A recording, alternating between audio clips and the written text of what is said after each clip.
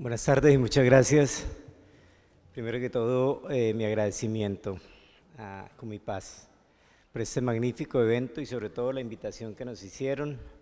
Segundo, el saludo especial a mis compañeros de panel, de mesa. Tercero, el hecho de estar en esta hora que el presentador ha dicho que es la más difícil. Sí, es la más difícil, pero también es como la más distensionada para el expositor. Normalmente el auditorio duerme plácidamente a esta hora y si uno puede contribuir, pues muchísimo mejor. Hay que aplicar aquí la máxima del estudiante malo al que el profesor le pregunta ¿y por qué está tan tranquilo? Y dice, porque el que nada sabe, nada teme. Entonces, con este incordio de presentación del tema, quiero plantearles a ustedes en este brevísimo tiempo de que disponemos la posibilidad de que abordemos 4 aspectos específicos en el tema que nos han asignado. El primero, vamos a tratar de referir qué fue la sentencia de la Corte Constitucional denominada T-025 del año 2004. En segundo lugar, el tema del desplazamiento forzado interno y los enfoques diferenciales que la misma Corte trazó frente a ese tratamiento.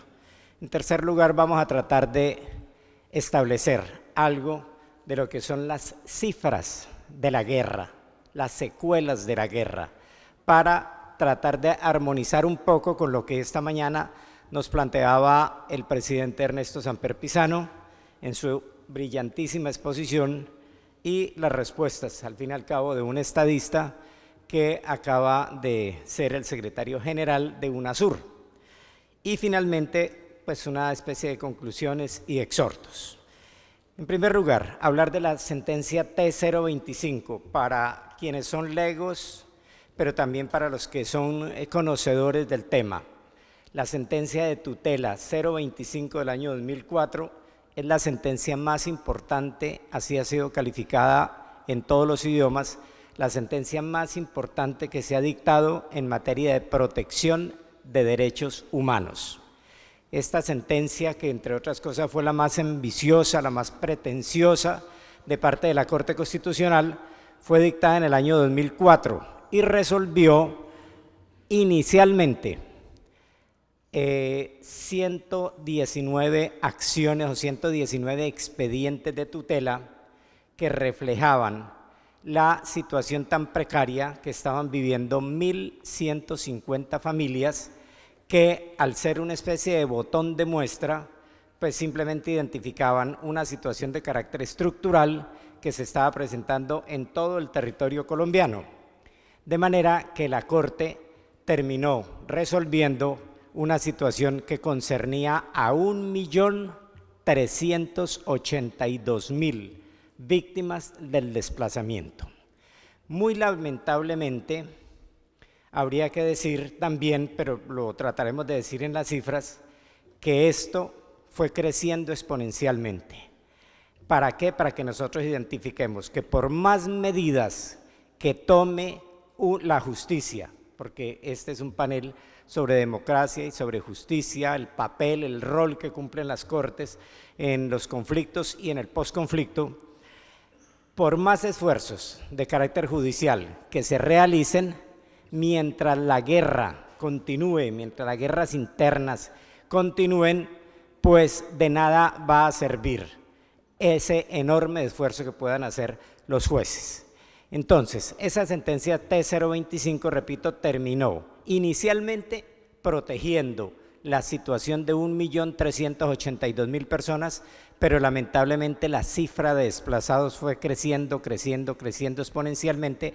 ¿Por qué? Porque en ese momento en Colombia estaba desatada la conflagración y había una especie de ánimo de venganza ahí muy cruel que terminó con el tema de las cifras a las que vamos a aludir posteriormente.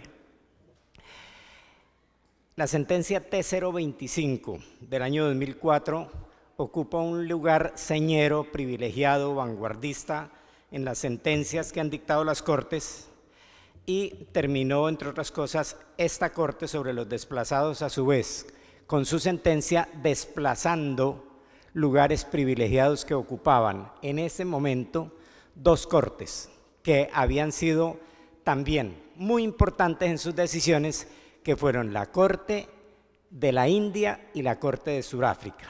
La Corte de la India, cuando resolvió el problema de los que allá denominan los intocables, personas que no se pueden tratar, a las que lamentablemente las personas ni siquiera se les pueden acercar, porque son personas que ni siquiera están estratificadas, ni siquiera llegan a estrato 1, y son personas encargadas de manejar las heces humanas y las heces de los animales, y lo tienen que hacer con las manos. Imagínense ustedes desde cuando nacen estas personas qué tratamiento pueden tener, y a esas personas les llaman allá las intocables, personas a las que ni siquiera les puede acercar pues por el olor que expelen. Entonces la Corte inicialmente trató en lo posible de dignificar el trabajo de estos seres humanos, que en principio eran 700.000 personas, y con sus decisiones enseñó al gobierno de la India a que estas eran personas, tenían dignidad, eran seres humanos y por ende había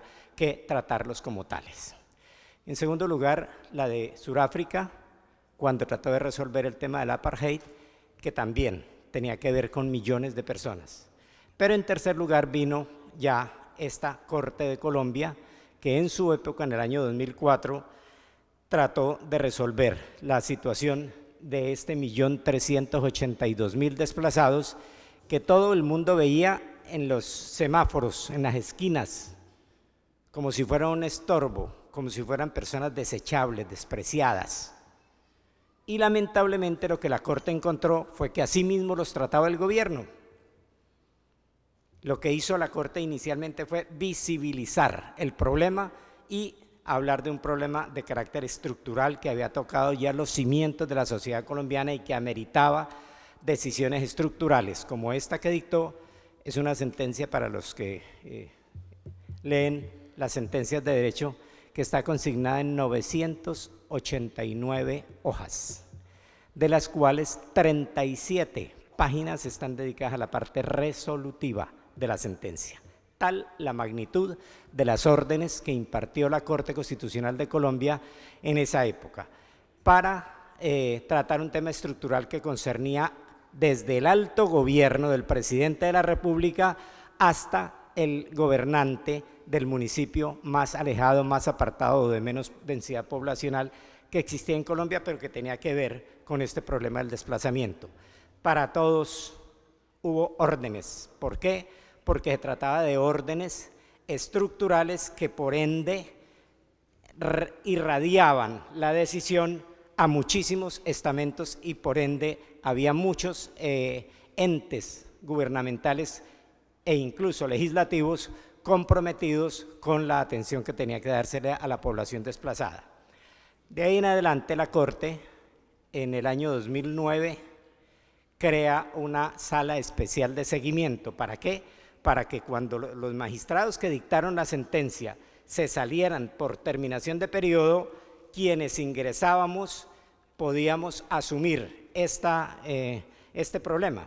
El problema era de un expediente de más de 1 millón de folios, que fue encomendado a quien les habla en el año 2009. Del año 2009 hasta el 2017 estuvimos también entonces dictando decisiones estructurales de seguimiento a la sentencia, porque estas son sentencias que no se agotan en su emisión, que no se agotan en el momento en que son proferidas y quedan ejecutoriadas, sino que al contrario la Corte se quedó con la competencia y dijeron: de aquí en adelante, como aquí hay órdenes para autoridades nacionales, departamentales, municipales, de todos los índoles y para todos los ministerios, que se entiendan con un juez y no que se vayan a entender con los 119 tribunales o jueces que habían dictado las sentencias básicas.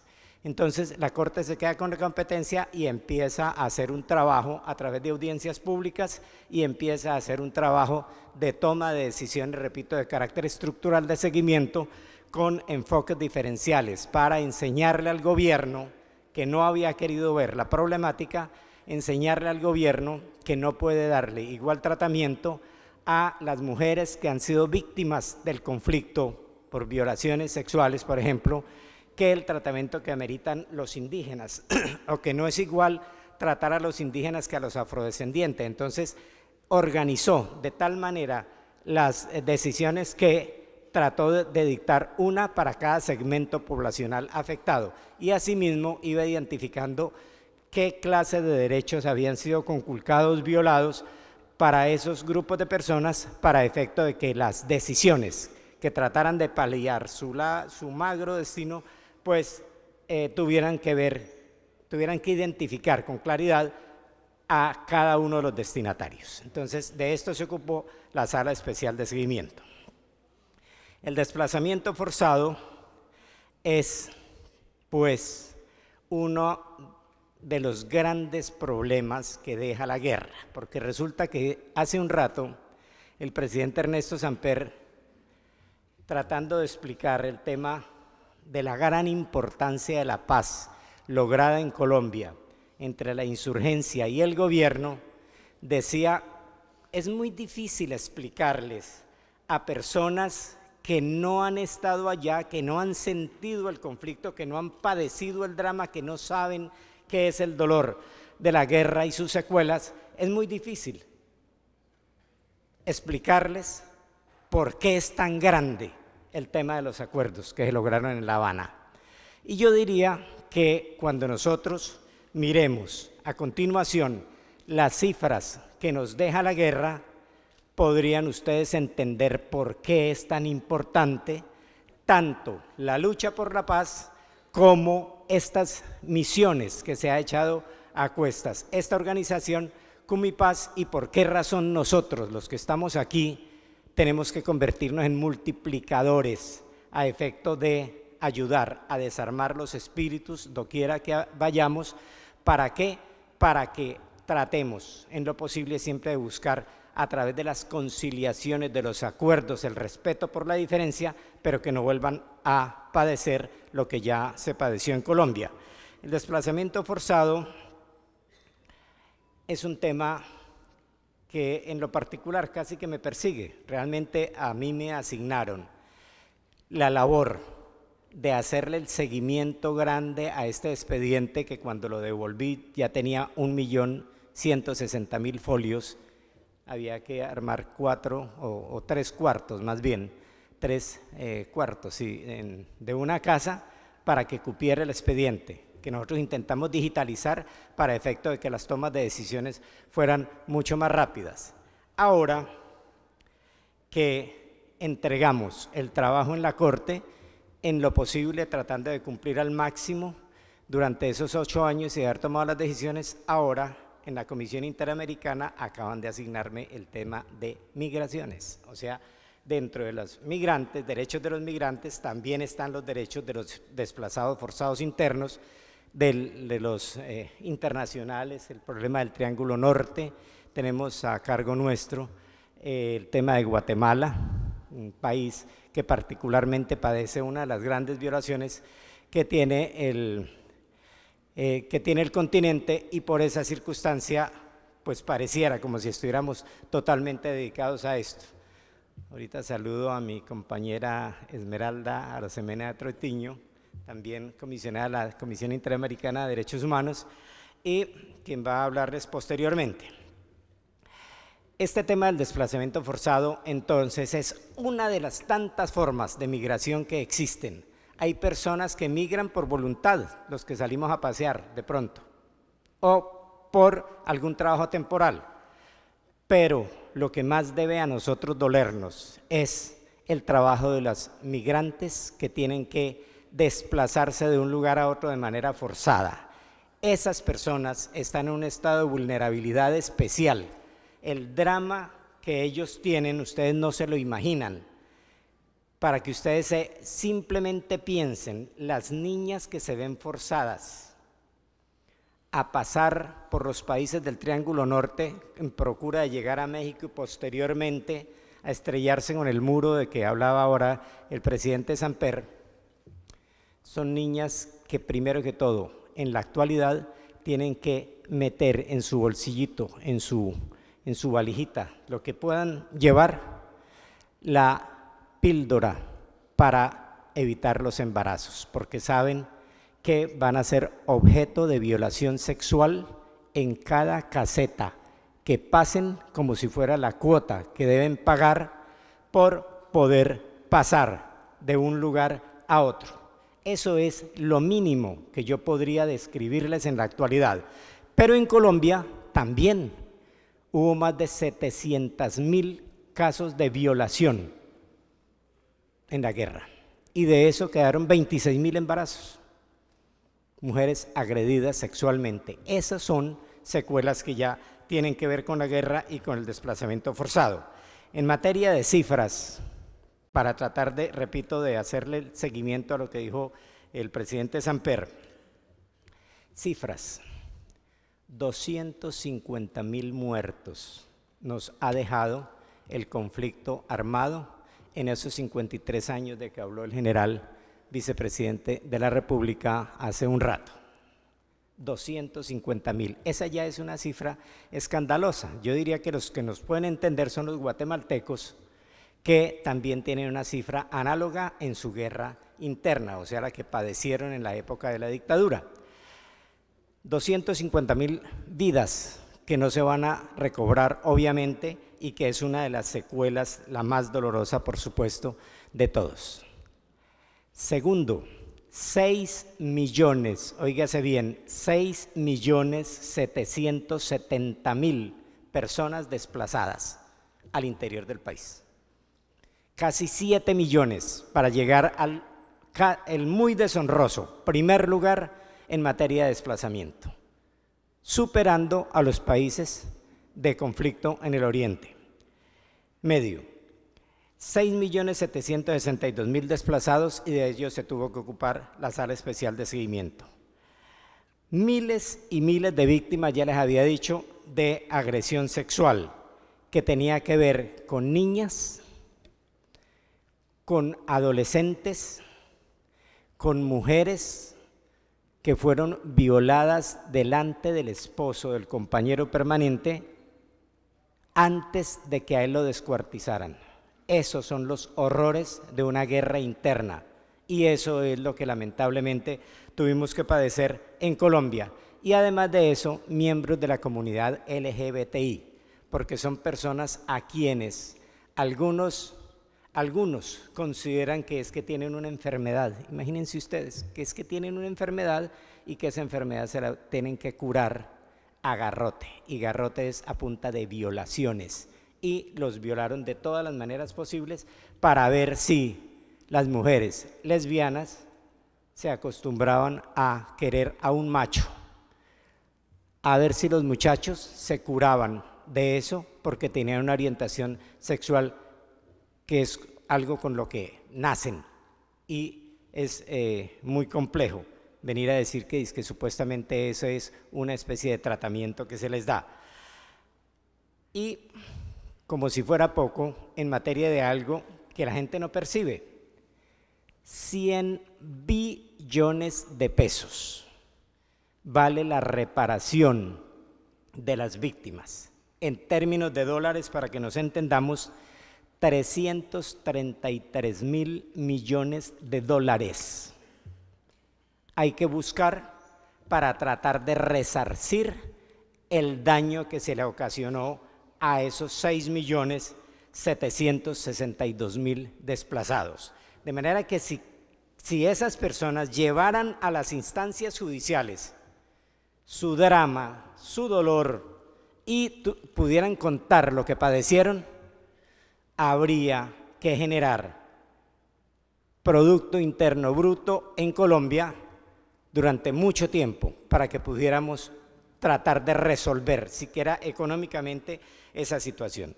De manera que estas son cifras que deberían llamarnos la atención. ¿Por qué razón uno no se explica? De pronto el presidente Samper en esto se quedó muy corto, fue muy estadista en su discurso, pero ¿por qué razón hay tanta tosudez de una oposición perversa en el país colombiano para que la guerra no termine. Son los señores de la guerra, los señores que se han lucrado de una o de otra manera.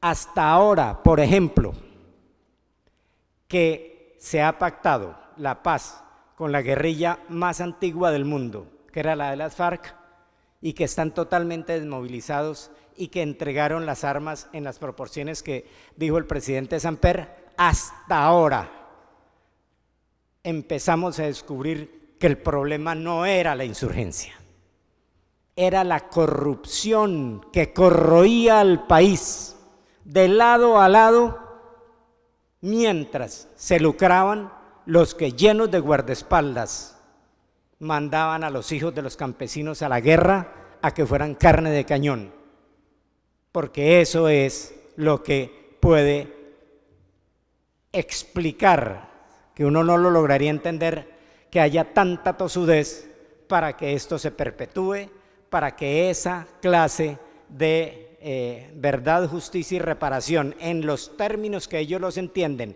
y no como lo explicó hace un rato el presidente Samper, sean los que supuestamente van a ser los derechos de las víctimas. Por supuesto que hablar de el resto de cifras es algo que duele muchísimo, que nosotros lo pudimos palpar en ese 1.162.000 folios. Acaban de prender el semáforo en rojo. En ese 1.162.000 folios, lo que nosotros pudimos extraer fue algo que ni siquiera amerita una reflexión sana. ¿Qué puede dejar la guerra?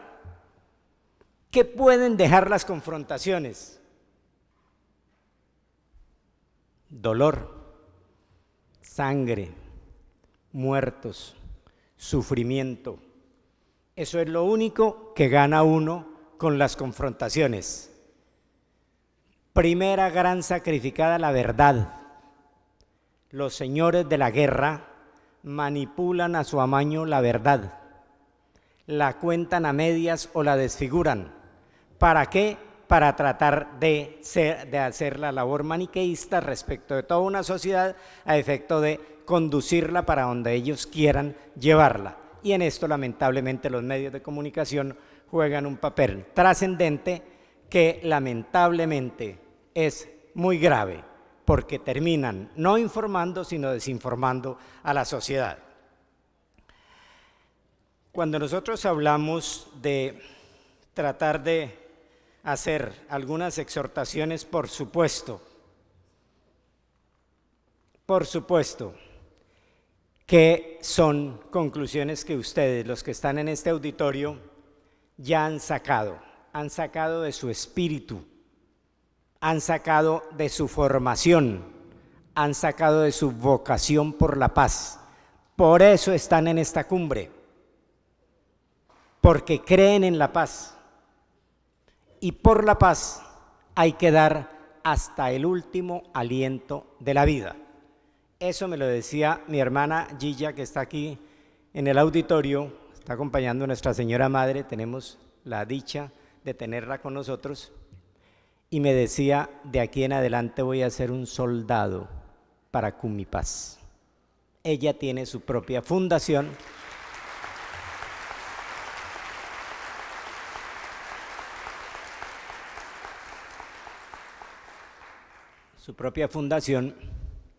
Que ha creado, que recientemente terminó y acaba de pensionarse después de también muchos años de servicio, y ha creado su propia fundación para la paz. Entonces dice: yo quiero sumarme a Cumipaz, porque, como me decía anoche, hasta el último aliento de la vida que me queda lo voy a dar por esta causa, por la causa en la que todos nosotros estamos comprometidos en este auditorio. Y quiero que en lo posible nosotros retransmitamos permanentemente con nuestra actitud. Qué hermoso es volverse a uno a encontrar con los miembros a que todos pertenecemos, con nosotros, con la Embajada Mundial por la Paz. Qué agradable es abrazarnos unos a otros, con ese afecto que nosotros lo hacemos, con ese cariño que desplegamos. Yo no necesito ver a Franco Fiumara cada mes para transmitirle el enorme afecto que le tengo y que él me tiene, o a Camilo, o a Sonia, a sus hijos. Cada vez que nos veamos, así dejemos de vernos 5 años, ese amor ha permanecido intacto. Y eso es lo que nosotros quiero que irradiemos, porque nosotros, ojalá y no se nos vaya a olvidar, nosotros tenemos claro, y ojalá estas cifras les hayan servido para algo, tenemos claro que la guerra nunca dejará nada bueno, solamente le dejará algo a los mercaderes de la guerra, a esas personas que se ocultan como en el anillo de Giges, se ocultan porque se creen invisibles. Simplemente termino con la expresión del anillo de Giges, por si alguien no la recuerda.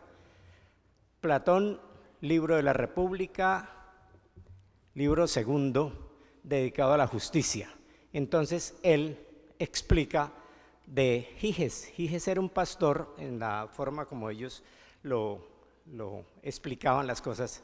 Giges era un pastor que estaba manejando sus rebaños, y aquí también hago una evocación a mi señora madre, que también lo hizo, y él, dice la leyenda, encontró una tempestad, o se encontró con una gran tempestad que abrió la tierra, abrió una gran zanja, y Giges terminó caído en la zanja, se metió y allá en el fondo encontró un caballo de madera monumental, abrió una puerta que tenía y dentro encontró un cadáver. Ese cadáver tenía un anillo. Ese anillo se lo quitó él al muerto, se lo puso y se fue. Después salió de nuevo a pastorear y se dio cuenta, empezó a jugar con el anillo y se dio cuenta que cuando él volteaba, la esfinge que tenía hacia arriba, la volteaba hacia adentro, empezaban a hablar de él como si estuviera ausente. Y entonces se dio cuenta que cuando él giraba hacia el anillo, entonces él se invisibilizaba. Y fue tanta la invisibilización que empezó a manejar que este hombre empezó a ver la parte negra, que es lo que tratan de explicar los filósofos, la parte negra del alma del hombre, y él terminó cometiendo cualquier clase de delitos. ¿Por qué? Porque nadie lo veía. Y la persona que se siente invisible ante los ojos, unos dirán de Dios, ante los ojos de la justicia, ante los ojos de la ley, entonces terminan cometiendo cualquier clase de tropelías. Para simplemente agilizarlo, porque ustedes de pronto ya leyeron el cuento de la filosofía, este personaje, el pastor, terminó aliado con la propia reina. Mataron al rey, él se hizo al trono y de ahí en adelante se explican toda la cantidad de, perdónenme la expresión, de desmadres que se cometieron allá en ese reino. Entonces, las personas que impulsan la guerra normalmente son personas que se escudan en sus guardaespaldas, en su costosísima aparato de seguridad, en sus decisiones, y terminan involucrando a las personas más débiles, que normalmente son las personas desestratificadas o de estratos 1 y 2, que ellos terminan pagando a través de la prestación del servicio militar obligatorio, terminan pagando el tributo de haber nacido pobres. Por esa circunstancia, Costa Rica vive algo muy especial. En Costa Rica no tienen ejército y han demostrado que es un país que puede vivir perfectamente bien, perfectamente, y las madres de familia, desde cuando nacen sus hijos, saben que no van a ir forzosamente a una guerra o a defender causas ajenas como las que les corresponde. De manera que con esto termino, y simplemente para decirle, como dijo mi hermana, de aquí en adelante todos nuestros alientos, los que nos queden, tenemos que entregarlos a la causa de la paz. Por la paz, todo lo que nos quede en la vida, hasta conseguir la paz en todo lo que tenga que ver con nuestro entorno, y que esta cumbre de integración por la paz tenga realmente ese propósito y ese cumplimiento. Muchas gracias.